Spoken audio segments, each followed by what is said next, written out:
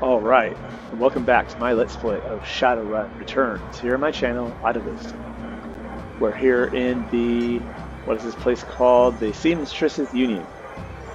Last episode, our dwarf Shadowrunner Merrick,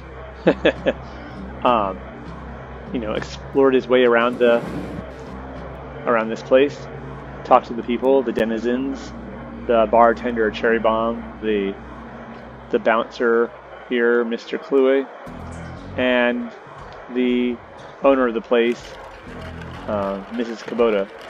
And he was asking about, what's his face? Sam Watts. I was about to say Shawn Michaels for some reason. Sam Watts. And yes, he was a regular here, and yes, he was thrown out, and yes, he was oftentimes disorderly, but they treated him as like one of the family, although the only person who really liked him was Coyote, who's another bartender, but she's not here, and Mrs. Kubota says she's been missing for a while, and so she allowed Merrick to go investigate. She's missed 2 shifts already, and won't respond on her phone, so we investigated her room, and it looks like she was preparing for something that seems a bit dangerous, buying a high-powered pistol and getting some zebra meat for some reason, researching hellhounds, and who knows, her boyfriend, a gang member named Paco, is supposed to be meeting her in town, and so Mrs. Kubota wants us to go to that meeting, go find Paco, and maybe we'll find what's her face, Coyote, or at least a lead on Coyote. You see, we got some new duds, some mage gear. It looks kind of goofy, I admit, but it's definitely much better, more armor, and it gives them a bonus to willpower, which is good. We got more. We have more karma to spend, so I think we'll do that. Now, what I was thinking, first thing to do is get some more charisma. One, because we can get another etiquette. I want to take Shadowrunner, because we should have Shadowrun. Obviously, we've been a Shadowrunner for a while. We should know something about being a Shadowrunner. So, we have Academic and Shadowrunner now. That leaves us with 9. I'm thinking we should boost willpower again. Yep. And then what? We could boost body, which is always a good idea.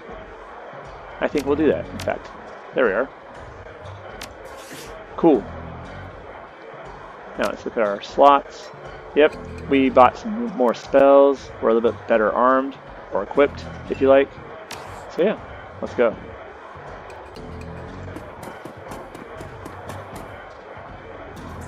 We're going to leave for the Pike Place Market, where Coyote was supposed to meet her boyfriend Paco. You catch a cab from Touristville to Pike Place Market in a mercifully quiet ride that takes you from probably going to be mugged to probably going to pay too much for your drinks. Compared to the urban wasteland of the Barrens, the downtown area is filled with modern buildings, lighted streets, and unbarred shops, all living beneath the shadows of massive corporate arcologies. For many, these arcologies are home. For others, they're hulking monuments to where the world went wrong. Famous for its fishmongers, Pike Place Market has been around since the early 1900s, overlooking the bay. Now it's a market for all things, legal and illegal, a melting pot of the haves and the have-nots. Even though most of the shops are closed, the sights and sounds and smells of the market hit you from the moment you step out of the cab. I always like that word, arcology. An arcology is like a giant, self-contained, like giant building that basically contains an entire, like, almost like a small town in itself. They're like basically corporate towns that include the corporate work buildings as well as entertainment, hospitals, services. What do you want? Homes for the workers, everything. And it's interesting, there's a dichotomy here between those who see this as home and probably a better way of living, and then the others who see them as hulking monuments to where the world went wrong. Also, going from the going to be mugged in the Barrens to probably going to pay too much for your drinks. This distinction between the Barrens and the downtown was also really obvious in the old Sega Genesis game. Because in that game, you also start in the Redmond Barrens, and you do go to downtown, and the difference is startling. Or stark, at least. Alright. Let's take a look around. It's raining, of course. It's Seattle. Oh, it's the Universal Brotherhood. We heard about them. That's where Cherry Bomb's ex-boyfriend joined up. Universal Brotherhood. Build a better tomorrow. Huh. Oh, there's a dwarf. Join us and change the world. Really? Think I should, brother? Of course. Let's talk to this elf in a white jacket, Patrick. The handsome young man turns away from the crowd and fixes you with his full, completely undivided attention. Sir, you are a beautiful dwarf, but you could be so much more. What are you selling? I'm not selling anything. We are giving away the secrets to a more fulfilling, happy, and productive life. Huh. Okay.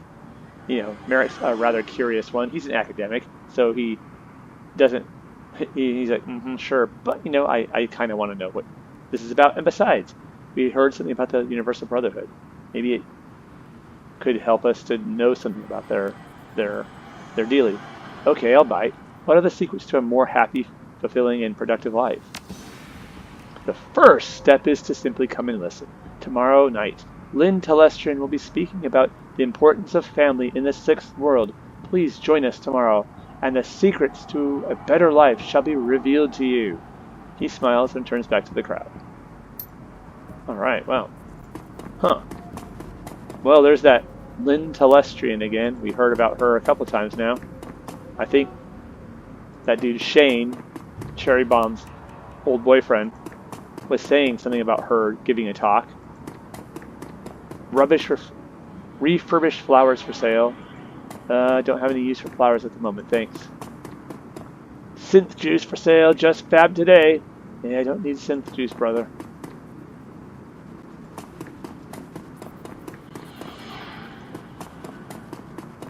There's another dwarf. I got dog on a stick here. Ah, man, and I just ate. Nerps again. Can't go down there for some reason. There's a coffee shop back there, it would seem. Hey, see my friend around? Tall lady, dreads? Huh, maybe that's our boy. Just want to take a look over. What is this? Oh, it's like a sky tramway. Looks like it's out of service. I think that's our boy, Paco. Yep. Hey, dude. Hey, chum. The kid in front of you sports the trademark yellow of the Cutters gang. Young, clean-shaven, he stands like he owns the street and everyone on it. He seems distracted, though, glancing around with increasing agitation. He looks over at you as you approach. Watch yourself, little man. What do you want? You wouldn't happen to be looking for a Coyote, would you? That's none of your fragging business. Who the hell are you? I'm the one that's going to pretend you have better manners. I need to find Coyote. And I need you to tell me why you think that's my problem. I'm not her boss. Find her herself. I was just at the union. She's missed 2 shifts and Miss Kubota hasn't been able to reach her on her comm. The tough guy swagger seems to drain out of Paco. The cutter is gone, and before you stands a kid in a yellow jacket that doesn't quite fit. Coyote's missing. Oh, man. That would explain. She was supposed to meet me here over an hour ago. Look, sorry for getting in your face like that. What else do you know? If she's missing, I need to find her. Do you know a fixer named Mr. Delilah? Coyote had a meeting with him a few days ago.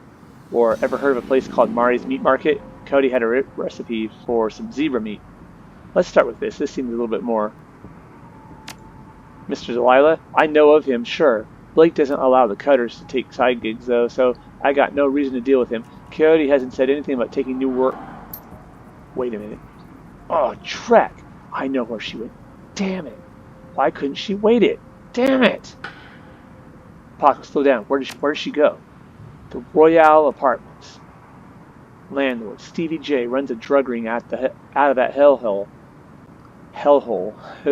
Coyote grew up there. Doesn't like to talk about it much. She's been looking for a way to settle the score with that guy for years. A few days back, I heard Mr. Delilah was looking for runners to steal some sort of item out from under Stevie J's nose. She must have taken the job, I'm sure of it. And if his thugs caught her, there's a grim determination in Paco's eyes. I'm going over there. You coming? All right. Let's see. One more thing. Yes, Coyote had a receipt for some zebra meat from a place called Mari's Meat Market. Ever heard of it? Zebra meat? What? Look, that shop's just down the block if you want to check it out. But I'm going to the Royale with cheese, with or without your help. What's it going to be? All right, don't worry, I'm in. We'll get her back. Damn right we will. All right, cool. All right, so now we have Paco in our group. Come on, Paco. Come on. Come on, boy. There's a good dog. Let's see. There he is, Paco. He's a human male.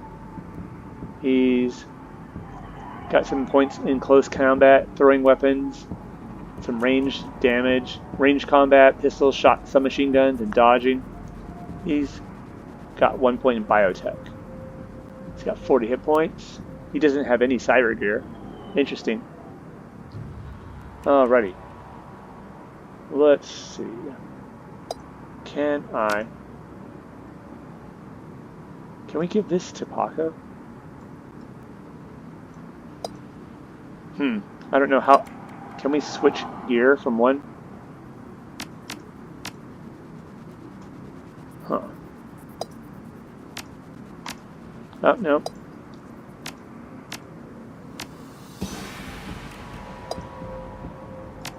It doesn't seem like... Well, I don't know. It wastes too much time. It'd be nice to give him the grenade since he's better at throwing than we are. The Merrick here. Alright. Got dog on a stick here. Told you, I ate, brother.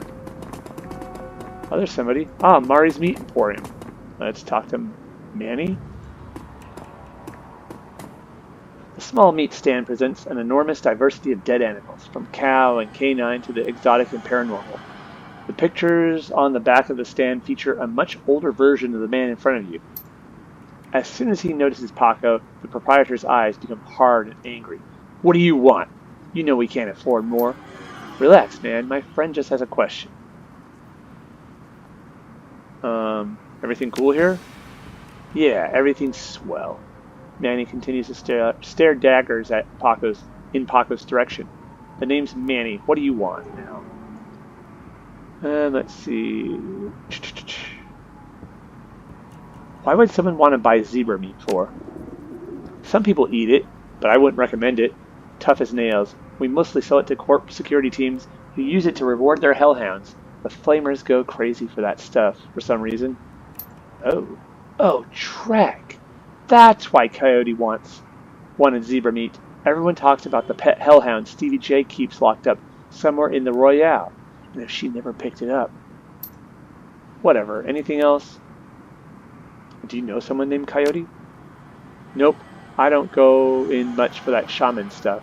And we learned from Cherry Bomb that Coyote's not actually a shaman, but they call her Coyote because she shot a coyote because she thought it was a shaman who had double-crossed her. And her name, as I told you, is Martha Tabbington, but she doesn't go by Martha or Tabby. I have this receipt for an ordered zebra meat. Still have it for me? I'll look it up. Yeah, I got it right here. 2 days past the pickup time. Didn't think anyone was going to come for it. Here, it's all yours now. So what's your problem with Paco anyways? Just curious, brother. Why don't you ask him? What the hell is that supposed to mean? It means that your gang likes to stroll through here and relieve us merchants of our new yen. My dad stood up to them, and he's still in the hospital. Look, that's not my problem. I'm at the bottom of the cutter's ranks anyways. I couldn't do dreck about it, even if I wanted to. Yeah, tell that to my dad. I don't have time for this. We need to find Coyote. All right, you're right, Paco. Let's get going. Thank you, brother. He's like, brother, you need to find better company. We do what we have to do. Uh-oh. New objective optional. Learn more about the Pike Place murder. As your eyes adjust to the flashing lights, you spot the body of a woman dead on the pavement behind the police line. Panic spreads across Paco's face. Oh no. Is that Coyote? This isn't happening. God dang it. Pull yourself together. Take a look. Is that her? Paco steps forward and breathes a huge sigh of relief. No, it's not her. Oh, thank God. Look, let's not hang around here too long, all right? Too many Lone Star pigs around. Paco looks over at the victim again. It's too bad whatever happened here. I'm not going to let anything like that happen to Coyote. Paco is definitely loyal to his girlfriend. That's kind of cool. Oh, look at that. Is that... I wonder if that's... Is that a Lone Star vehicle there? Or the coroner vehicle? Oh, there's some dudes over there. Huh, interesting. Oh, is that... What's his face? The dwarf, the coroner. Another Ripper murder. The Ripper took her eyes. I'm leaving Seattle. I've seen her at the shack. It's a court pit for sure. Who is it? Officer Landers. I think I'm going to be sick. A tall, emotionless Lone Star officer blocks entry to the crime scene. Behind her, you spot the lively face of the organ grinder's coroner, Dresden. This is an active Lone Star investigation. Please, step away from the barrier. I'm here to see Coroner Dresden. And who might you be? It's all right, officer. He's with me. Dresden steps up to the barrier with a warm grin. The officer looks at you with poorly concealed skepticism. Okay, then. Make it quick. It's like damn dwarves. They think, they're pals here, so they can just have anyone come in on a crime scene. Hey, Dresden, how's it going, brother? So, what brings you out here? Hot on the trail of the dead man's killer? Coincidence, believe it or not. I take it I've stumbled across another Ripper murder? Yeah, it looks like... That's what it looks like. As you can see, the Ripper went for the eyes this time. Pretty clean work, I gotta hand it to him. Our Ripper knows what he's doing. Or she, I suppose. I mean, if I wasn't a dwarf, I'd start to get suspicious about, perhaps, Dresden here. I mean, here he is at... I guess he wasn't at... But he seems to be at all the murders. He's the coroner for now 3 of them. Now, there's one more that he apparently wasn't there for, but that doesn't mean he's not the killer. Because sometimes if you look at sometimes the police catch who is the perpetrator by seeing who's, like, they say especially with arsonists, that if you can see someone who's at all the fires, you can sometimes, like, there was this one fire, this one arsonist, I think it was back in California back in the day, where they finally found a series of arsons. They caught the arsonist because the person who was there at every one of them was one of was one of the fire department's people, and they were actually the arsonist. But anyways, yeah. So what do you know about this victim? Well, not much. Dresden scratches his head absentmindedly, probably breaking some sort of sanitation protocol. Change your gloves, Dresden. She's been dead for about 3 hours. Her name was Lucy Warden. Worked at the stuffer shack just around the corner. Looks like she was just leaving work when it happened. Oh, that sucks. She had to work a full day's work and then got killed. Can you tell me if she was subdued in some way before her eyes were removed? That's a strange thing. That's the strange thing. There don't seem to be any signs of a struggle. Not a single bruise on her body. Yet, she was clearly alive when the eyes were taken. Died of blood loss shortly thereafter. As to what knocked her out, I don't know. I won't know until I can run some tests back in the lab. I thought she ran the Redmond franchise. Isn't Pike Place a little far from home? Well, yeah. I don't really mind the change of scenery, and he laughs. The coroner for the downtown branch is out on maternity, so I told management that I'd cover for her on this one. Plus, I want this sicko caught. Are there any signs of magic use here? There was evidence of an unusual explosion in the alley where Sam died. Now that's an interesting thought. No, nothing obvious though. I'm sure that when McCluskey shows up, he'll call in a full magical forensics team though, just to be sure. So the Ripper takes Sam's liver and this woman's eyes. Any theory? Any theories? Trophies of some sort, I suppose? Probably of some symbolic significance to the killer. Beyond that, I couldn't speculate. Alright, that's enough questions. Thanks, Dresden. Hey, I figure if I help you out, there's a better chance to get this scumbag off the streets a little sooner. McCluskey wants the Ripper in a cell, sure, but he couldn't care less if it takes half a dozen or a dozen more murders. Good luck out there, eh? And Dresden starts to turn back to the body, then stops. Speaking of McCluskey, you should probably get going before he shows up. All right. Well, who are you? Officer Aguirre. The plainclothes Lone Star officer before you sports a tacky hat and a crooked grin to match. So, you're the one that's working for the dead man, eh? McCluskey warned us you might be sniffing around after the Ripper. Lucky for you, I got here before McCluskey. I'm Officer Aguirre. Pleased to meet you.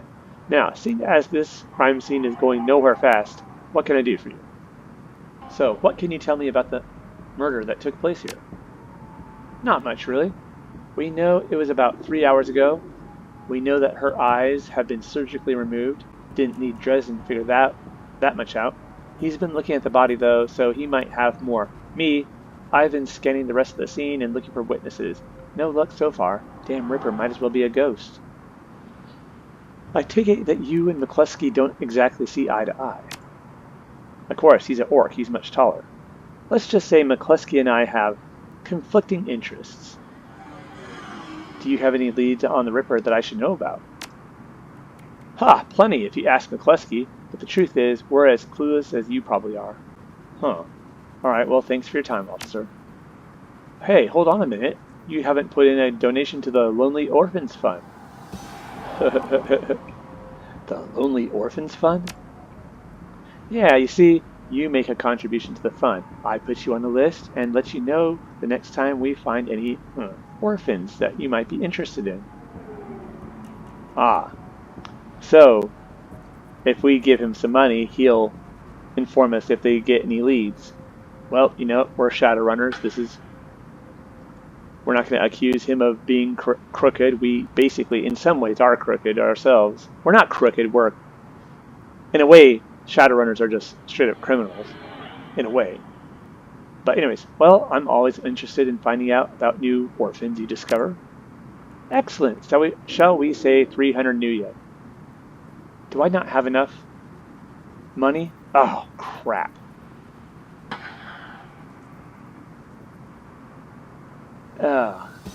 Let's see.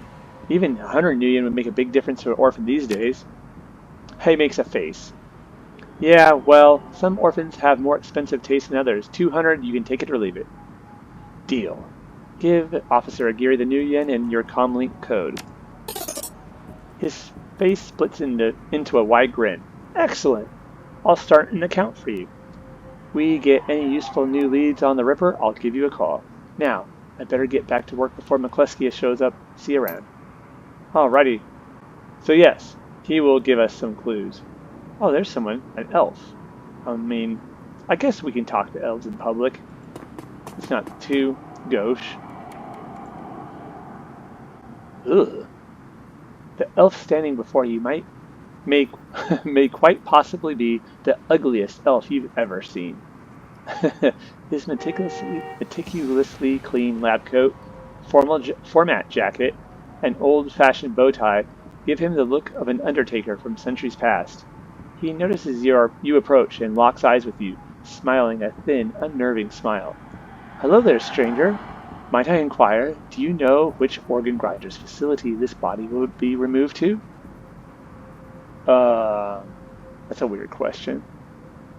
Wow, I didn't even know elves could be that ugly. No, we're not going to say that. Who's asking? The elf giggles. A strange, high-pitched warble you would not expect to emerge from his okay. The elf giggles. A strange, high-pitched warble you would not expect to emerge from his misshapen face. Oh, I'm no one of consequence. Never mind that, though. A good evening to you and your friend the coroner. Okay. That was weird as hell. Brother, did you see that? Dresden looks up. A grin spreads across his face. Need something else? Any fascinating new leads? Did you notice a particularly ugly elf standing over there in the crowd earlier? Huh? Where? Dresden, with the eyes of a hawk, scans the spectators surrounding the crime scene. He's gone now, but he was asking about the body, wondering which organ grinder's facility it would be taken to. Interesting. Well, there's those who might be interested in purchasing some of her parts, sure, but that's pretty poor form to inquire at the site of a murder. An ugly elf, eh? Well, I'll keep an eye out. Shouldn't be hard to spot if he comes back around, because if you remember, elves typically are not ugly. They are they are cursed with great beauty, generally. So another question. Sergeant Aguirre over there seems pretty friendly. Can I trust him? He chuckles. Yeah, that sounds about right. Any opportunity to get into McCluskey's way, he'll take it. A bit sleazy, sure, but I'd take Aguirre over McCluskey any day of the week. All right, that's enough questions. Thanks, Dresden. Anytime. Let's see, can we just take a quick look at the body? Learn more about the Pike Place murder. Lying on the pavement is the body of a young woman, human female. Her eyes have been clearly gouged out, and you notice some marks on her wrist or her arms. Let's talk to Dresden about the marks. What about the bite marks on her arm? Ah, completely unrelated. It appears some wild dogs dragged her body out here from the alley some time after her death. Oh, okay. Well, that's enough questions. Huh. Let's get going. Weird. Want to buy some BTL? No. I don't have any freaking money. Let's in fact check our money. How much money do we have? We have 82 new yen.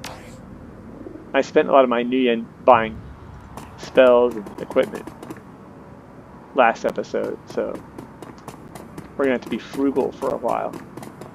Glad there's no trolls around here. I mean, just because of the height of three dwarves standing on each other's shoulders. I wonder what this guy says if you are a troll. Oh, there's an orc over here. Frank. Oh, there's the Stuffer Shack. No way, Blind Lucy? Maybe they know something.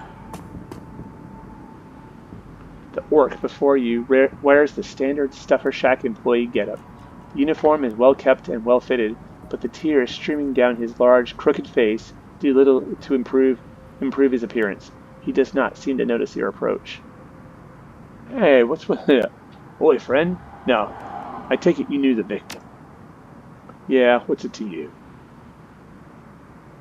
My condolences. Were the two of you close? Thanks. Sorry. We're just not used to folks being too friendly around here. The orc wiped some tears away with a dirty napkin. Yeah, we were pretty close, as co-workers go. Blind Lucy and I started here at this shack for 3 years together. Oh my gosh. Yeah, we were pretty close, as co-workers go. Blind Lucy and I worked here at the shack for 3 years together.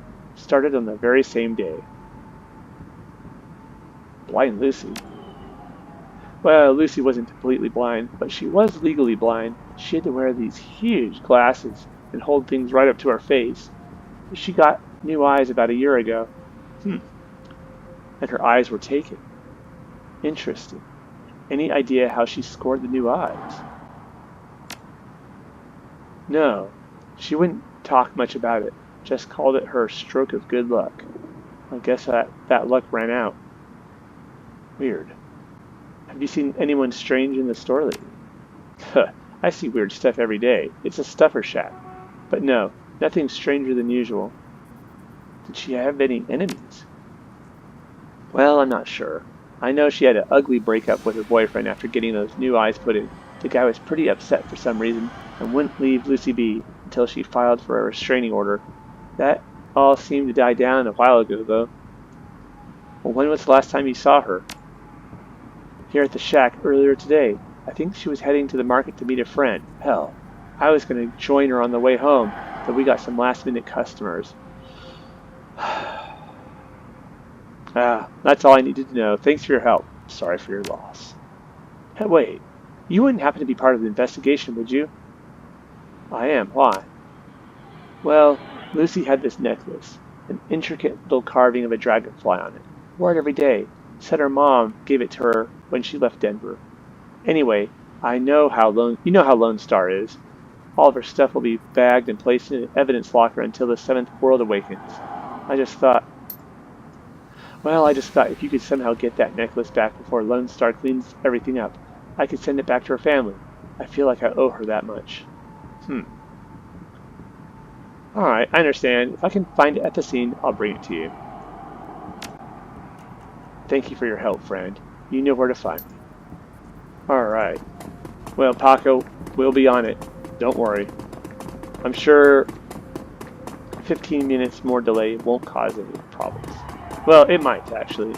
She might be dead by when we get there, but no, I can't tell for sure. It's like, man, shut up. Alright, let's see if we can't.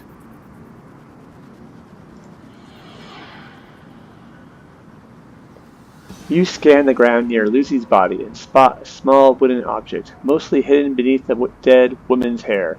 This must be the necklace Frank was talking about. A thin, broken cord trails off to one side. It must have snapped during the struggle. Now, we're not quick enough to sort of yoink it. Let's actually ask our good pal, Officer Aguirre. Hello again. Can I help you? I need to take the victim's necklace with me. It may help with my investigation. Well, if it'll help you, it means it won't be helping McCluskey. Officer Aguirre reaches down, picks up the necklace, and hands it to you. Thanks, officer. Yeah, sure thing. Good luck out there. Let's see, does Dresden have anything more to say to us? Nope. Alright. Anytime. Alright, take it easy, brother. Let's go. Paco's like, are we done? Finally? Jeez.